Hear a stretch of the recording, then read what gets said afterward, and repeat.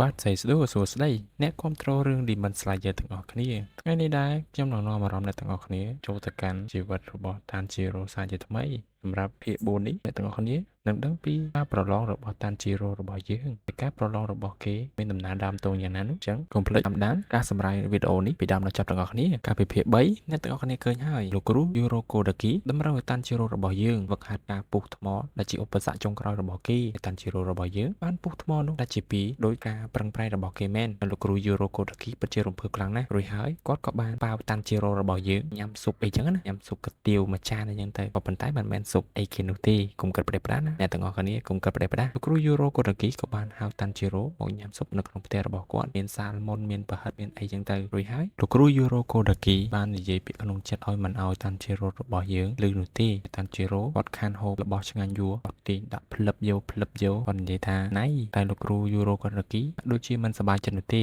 ព្រោះថាប្រឡងប្រជែងនៅវគ្គ Final Selection នេះគឺជារឿងដែលគាត់ពិបាកចិត្តខ្លាំងបំផុតពីព្រោះថារាល់សិស្សរបស់លោកគ្រូ Yuro Kodaki ទៅប្រឡងប្រជែងគឺតែងតែបាត់បង់ជីវិតជានិច្ចពីព្រោះថាកូនសិស្សរបស់លោកគ្រូ Yuro Kodaki គឺបានទៅប្រឡងប្រជែងចំនួន14នាក់ទៅហើយក៏ប៉ុន្តែអ្នកដែលឆ្លងផុតការប្រឡងប្រជែងនោះមានតែម្នាក់ប៉ុណ្ណោះព្រោះថា Gyo ដែលបានជួប Tanjiro របស់យើងកាលពីភាគ1ហើយ Tanjiro គឺជាកូនសិស្សទី15របស់គាត់ហើយចឹងបានន័យថាកូនសិស្សរបស់លោកគ្រូ Yuro Kodaki ទៅប្រឡងប្រជែងហ្នឹងគឺស្លាប់អស់13នាក់រស់តែម្នាក់ទេគឺរស់ Gyo បន្ទាប់ពីទទួលទានពេលល្ងាចរបស់លោកគ្រូ Yuro Kodaki ជាមួយនឹង Tanjiro រួចហើយ Tanjiro របស់យើងក្រោយពីការវឹកហាត់នោះគឺសក់ក្បាលស្ពីងស្ពងដូចស្មោមចឹងដូចមនុស្សបែកថ្នាំអញ្ចឹងសក់ក្បាលទៅមកគេក៏អង្គុយខាត់សក់ខាត់អីឲ្យស្អាតបានចឹងទៅហើយលោកគ្រូ Yuro Kodaki ក៏បាននិយាយពីនេះពីនោះប្រាប់ Tanjiro ក្រោយមកលោកគ្រូ Yuro Kodaki ក៏បានទៅយកមុខកញ្ជ្រោងមួយដើម្បីឲ្យ Tanjiro របស់យើងពាក់ដើម្បីជាលក្ខណៈសម្គាល់អីចឹងទៅក្រោយពីលោកគ្រូ Yuro Kodaki បានយកបាសរូបកញ្ជ្រោងនឹងឲ្យ Tanjiro រួចហើយគាត់ក៏បានណែនាំ Tanjiro ពីគន្លឹះខ្លះ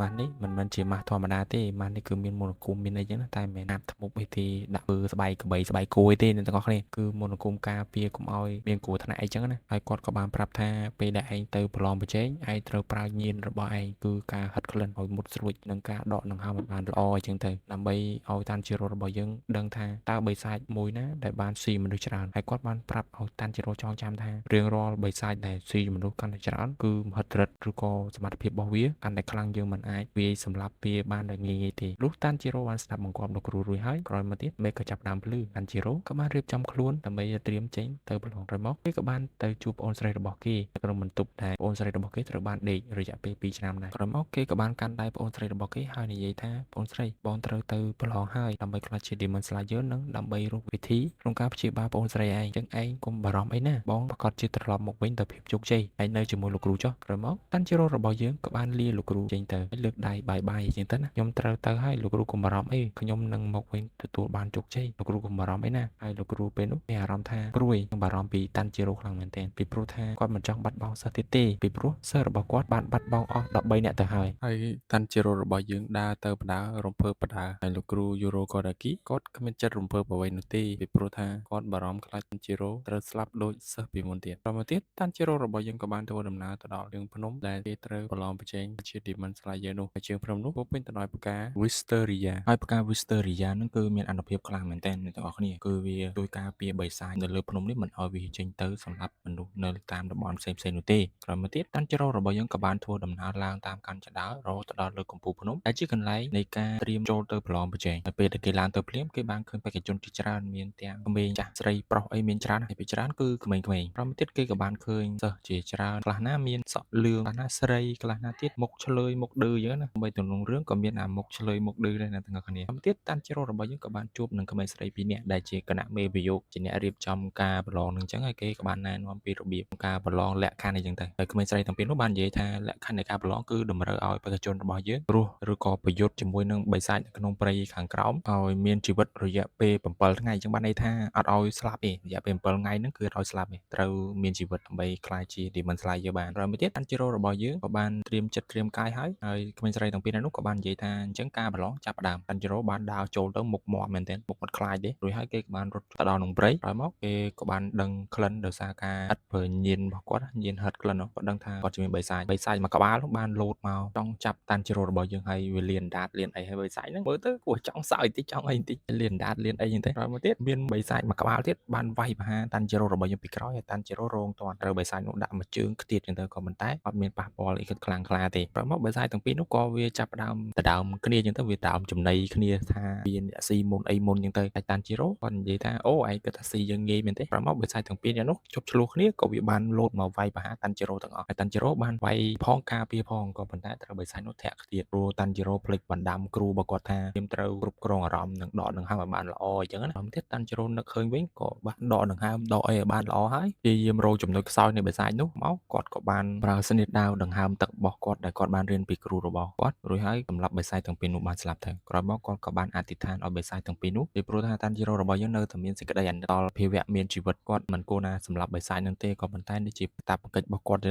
ហើយគាត់យំផងអីផងរួចហើយគាត់ក៏បានជូនពរបិសាចទាំងពីរហ្នឹងឲ្យចាប់ជាតិមកខ្លាចជាបិសាចទៀតឲ្យចាប់ជាតិទៅជាមនុស្សទៅជាអីចឹងណាក្រោយមកទៀតតាន់ជីរ៉ូរបស់យើងក្រោយពីអធិដ្ឋានឲ្យបិសាចទាំងពីរហ្នឹងហើយស្រាប់តែតាន់ជីរ៉ូរបស់យើងក៏ហិតដឹងក្លិនពីបិសាចម្យ៉ាងគឺក្លិនអាក្រក់ខ្លាំងមែនទែនឲ្យតាន់ជីរ៉ូរបស់យើងទប់អារម្មណ៍អត់ចង់បានទេពេលនោះតាន់ជីរ៉ូក៏កលេចឃើញថាអូបិសាចនេះធំមែនទែនតែតាន់ជីរ៉ូរបស់យើងភ័យផងអីផងតក់ស្លុតមែនទែនព្រោះគេមិនដែលឃើញបិសាចធំម្លឹងបិសាចនោះបានចាប់សិស្សដែលចូលប្រឡងប្រជែងយកទៅជាចំណីក្រោយមកវាក៏បានចង់ចាប់សិស្សម្នាក់ទៀតតែត្រូវតាន់ជីរ៉ូរបស់យើងប្រើស្នៀតដាវដង្ហើមទឹករបស់គាត់ទី4កាប់ដាច់ដៃរបស់បិសាចនោះហើយបិសាចនោះហើយគឺមានឈ្មោះថាបិសាចដៃក្រោយពីតាន់ជីរ៉ូបានជួយសិស្សម្នាក់នោះហើយពេលនោះបិសាចដៃក៏បានឃើញម៉ាស់នៅលើក្បាលតាន់ជីរ៉ូដែលតំណាងឲ្យកូនសិស្សរបស់យូរ៉ូកូដាគីហើយបិសាចដៃនោះគឺវាស្អប់យូរ៉ូកូដាគីខ្លាំងមែនទែនពីព្រោះថាលោកគ្រូយូរ៉ូកូដាគីនោះគឺជាអ្នកដែលចាប់វាយកមកដាក់ក្នុងព្រៃនៃភ្នំនោះបិសាចនោះវាបាននិយាយថាអូខ្ញុំពិតជារំភើបណាស់ជារំភើបមែនទែនដែលបានជួបសិស្សរបស់យូរ៉ូកូដាគីហើយខ្ញុំនឹងសម្លាប់ឯងម្នាក់ទៀតឯងពិតជាមករកសេចក្តីស្លាប់ហើយបិសាចនោះក៏បានបានអីហ្នឹងទៅខ្វាចខ្លួនយកដៃឯកខ្លួនហែកអីហ្នឹងទៅធ្វើឲ្យតាន់ជីរ៉ូរបស់យើងផិតភ័យខ្លាំងមែនទែនហើយការត្រេកអររបស់បិសាចនោះគឺខុសគេទៅហែកដៃហែកអីដូចមនុស្សបែកថ្នាំអីចឹងទៅក្រោយមកទៀតតាន់ជីរ៉ូអត់ដឹងញៀនថាបិសាចនេះទីមនុស្សបានច្រើនណាស់អញ្ចឹងសមត្ថភាពរបស់វាក៏មិនធម្មតាដែរហើយបិសាចនោះបាននិយាយសើចផងអីផងឬដាក់តាន់ជីរ៉ូថាអូឯងជាកូនសិស្សយូរ៉ូកូដាគីឯងដឹងទេកូនសិស្សយូរ៉ូកូដាគីយើងសម្លាប់អស់13នាក់ទៅហើយឯងនេះគឺជាអ្នកទី14ហើយយើងត្រូវតែសម្លាប់ឯងដែរតែតាន់ជីរ៉ូដោយសារតែលឺសូរសំដីរបស់បិសាចនឹងនិយាយចំអកលក់លើភើនអញ្ចឹងតាន់ជីរ៉ូខឹងសម្បាទៅលោតទៅប្រយុទ្ធជាមួយបិសាចដោយខ្វះការគិតពិចារណាធ្វើឲ្យអារម្មណ៍គាត់មូលហើយស្របពេលដែលគាត់អក់ទៅកាប់បិសាចដៃវិញ្ញាណរបស់សាប៊ីតូក៏បាននិយាយប្រាប់តាន់ជីរ៉ូថាកុំខឹងសម្បាត្រូវដកដង្ហើមឲ្យបានល្អបើអញ្ចឹងឯងអាចបរាជ័យគ្រាន់តែគាត់និយាយប៉ុណ្ណឹងបិសាចនោះបានវាយតាន់ជីរ៉ូរបស់យើងមួយដៃទៀតទៅបោកជាមួយនឹងដើមឈើធ្វើឲ្យតាន់ជីរ៉ូយើងបែកក្បាលហើយមុខកញ្ជ្រោងត្រូវបានបែកមកបិសាចសប្បាយចិត្តខ្លាំងមែនទែនថាអូយើងនឹងសម្លាប់ឯងឲ្យចាស់ដៃតែម្ដងកុំឲ្យឯងមានជីវិតរស់រានតទៅទៀតឲ្យទៅសិស្សយូរ៉ូកូដាគីយើងត្រូវតែសម្លាប់ទាំងអស់ក្រោយពីបិសាចនោះបាននិយាយបែបនេះហើយគេក៏បានប្រើដៃរបស់គេចង់ចាប់តាន់ជីរ៉ូរបស់យើងស្របពេលដែលតាន់ជីរ៉ូសន្លប់បាត់ស្មារតីពេលនោះវិញ្ញាណរបស់សាប៊ីតូក៏បានមកហៅតាន់ជីរ៉ូក្រោយមកពេលដែលតាន់ជីរ៉ូភ្ញាក់ឡើងមកវិញយើងទៅដេប្រដាបដែរព្រោះអីភ្ញាក់ញាក់មកព្រឺតអីចឹងណាអ្នកទាំងអស់គ្នាមកវែងវាន់អញ្ចឹងក៏ចេះកិច្ចចុះកិច្ចឡើងរួចផុតការចាប់របស់បិសាចដៃនោះហើយបិសាចដៃនោះឆ្ងល់យើហើយចេះកិច្ចផងក្រោយមកបិសាចដៃនោះបានប្រើដៃរបស់វាដេញចង់ចាប់តាន់ជីរ៉ូទៀតតាន់ជីរ៉ូគិតតែរត់អីចឹងទៅដើម្បីបញ្ឆោតអីចឹងណាក្រោយមកទៀតតាន់ជីរ៉ូក៏បានកាប់ដៃបិសាចនោះដាច់4 5កន្លែងចឹងទៅបន្ទាប់ពីកាប់ដៃបិសាចនោះដាច់បាន3 4ហើយតាន់ជីរ៉ូក៏លឺសូរសំដីបិសាចហ្នឹងនិយាយចំអកលក់លើឌឺដងចឹងប្រហើនដាក់តាន់ជីរ៉ូហ្នឹងគិតថាសម្រាប់តាន់ជីរ៉ូងាយក្រោយមកទៀតតាន់ជីរ៉ូក៏បានប្រមូលអារម្មណ៍និងដកដង្ហើមបានល្អរួចហើយគេក៏ឈឺចាប់ចំពោះការស្លាប់របស់សិស្សច្បងរបស់គេចឹងណាគេកើតគំនុំសងសឹកផងប្រមូលអារម្មណ៍បានល្អរួចហើយក៏គេលោតទៅវាយប្រហារបិសាចដៃហើយពេលស្របពេលដែលគាត់កាប់ដៃបិសាចដៃនៅលើអាកាសនោះបិសាចដៃបានចង់ចាប់តាន់ជីរ៉ូស្របពេលដែលចង់ចាប់នោះវិញ្ញាណរបស់សាប៊ីតូនិងម៉ាគូម៉ូបាននិយាយគ្នាថាតើតាន់ជីរ៉ូអាចឈ្នះទេសាប៊ីតូនិយាយថាឈ្នះពីព្រោះថាតាន់ជីរ៉ូអាចកាប់ថ្មដាច់ជាពីរបានចុះក្បាលបិសាចហ្នឹងវាមិនដែលរឹងជាងថ្មទេក្រោយមកទៀតបិសាចដៃចង់ចាប់តាន់ជីរ៉ូហើយតាន់ជីរ៉ូក៏បានយកក្បាលរបស់គេជាស្នៀតចុងក្រោយរបស់គេព្រោះក្បាលតាន់ជីរ៉ូរឹងតាំងពីកំណើតមកបានអុកនឹងដៃរបស់ បិសាចដៃនោះរួចហើយលោតទៅគាត់ដកដង្ហើមឲ្យបានល្អរកចំណុចខ្សោយនៃបិសាចនោះឃើញក៏បានប្រើស្នៀតដាវដង្ហើមទឹករបស់គាត់កាត់ក្បាលបិសាចនោះបាត់ទៅក្រោយពីតាន់ជីរ៉ូរបស់យើងបានសម្លាប់បិសាចដៃរួចហើយបិសាចដៃនោះពិតជាសោកស្ដាយមែនទែនព្រោះថាគេមិនចង់ចាប់ជាតិជាបិសាចទៀតទេហើយតាន់ជីរ៉ូក៏កើតក្តីអាណិតអាសូរអញ្ចឹងទៅពីព្រោះតាន់ជីរ៉ូរបស់យើងគាត់មានចិត្តមេត្តាតាំងពីកំណើតមកអញ្ចឹងគឺគាត់មានលក្ខណៈខុសពីសិស្សដទៃទៀតក្រោយមកគាត់ក៏បានអធិដ្ឋានឲ្យបិសាចនោះចាប់ជាតិទៅកាន់សុគតិភពអញ្ចឹងទៅជូនពរជូនអីហ្នឹងទៅហើយបិសាចនោះក៏រលាយខ្លួនបាត់ទៅក្រោយមកគេក៏បានឃើញវិញ្ញាណរបស់សាប៊ីតូនិងម៉ាគូម៉ូគេក៏បាននិយាយថាអរគុណសាប៊ីតូម៉ាគូម៉ូខ្ញុំអរគុណអ្នកខ្លាំងណាស់ដែលបានបង្រៀនខ្ញុំហើយខ្ញុំមិនឲ្យការស្លាប់របស់អ្នកទាំងអស់គ្នាអត់ប្រយោជន៍នោះទេខ្ញុំនឹងចេញពីព្រៃនេះដោយជោគជ័យអញ្ចឹងសម្រាប់ភាគ4នេះសូមស្លេះត្រឹមប៉ុណ្ណេះសិនតើអ្នកទាំងអស់គ្នាយល់យ៉ាងណាសម្រាប់ភាគ4នេះបើអ្នកទាំងអស់គ្នាយល់ឃើញបែបផ្សេងពីការសម្រាយរបស់ខ្ញុំកុំភ្លេច comment ប្រាប់ខ្ញុំនៅក្រោមវីដេអូផងអញ្ចឹងអ្នកទាំងអស់គ្នាចង់ដឹងថានៅភាគ